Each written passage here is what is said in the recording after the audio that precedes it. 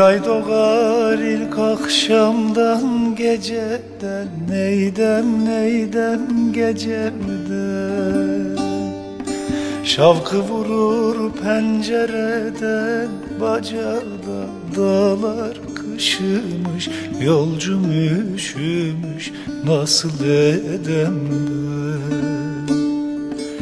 Uykusuz mu kaldın dünkü geceden, neydem geceden.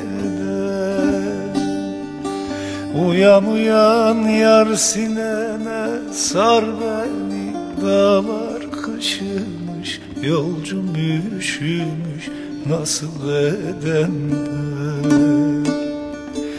Uyan yar sinene, sar beni, dağlar haramı, açma yaramı, perişanım ben.